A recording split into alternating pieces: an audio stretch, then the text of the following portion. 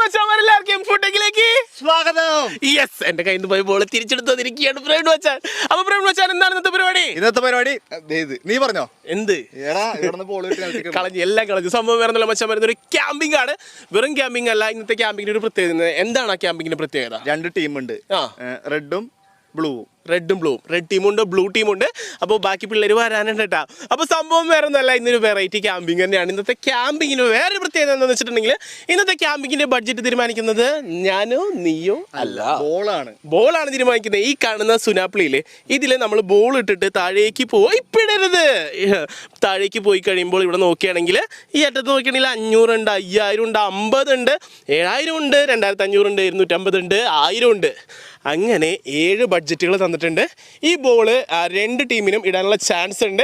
അപ്പോൾ അത് ഇട്ട് കഴിയുമ്പോൾ ഏത് കിട്ടുന്നോ ആ കിട്ടുന്നവന് പൈസ കിട്ടും അല്ലേ?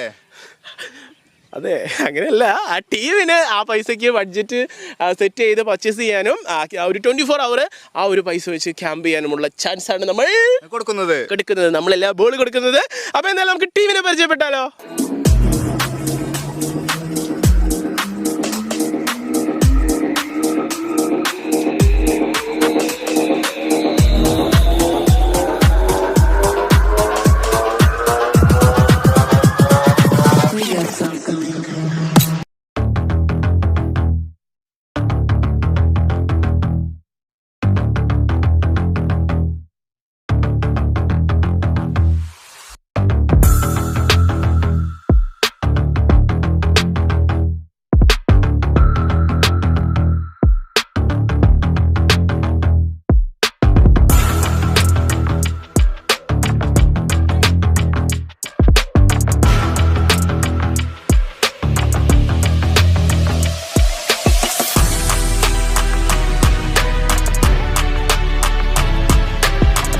പിന്നെ നമ്മുടെ ഭാഗ്യ പരീക്ഷണത്തിന് സമയമാണ്. അപ്പോൾ നമ്മുടെ ക്യാമ്പിങ്ങിന് വേണ്ട ബഡ്ജറ്റ് സെറ്റിംഗ് ആണ്.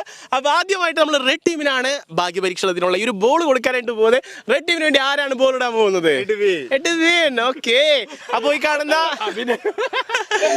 ഈ കാണുന്ന ബോർഡിൽ 50 രൂപ തുടങ്ങി 7000 രൂപ വരെ ഉണ്ട്. നല്ലോണം പ്രാർത്ഥിച്ചിട്ട് നമുക്ക് എന്തായാലും നോക്കാം. Okay, ready?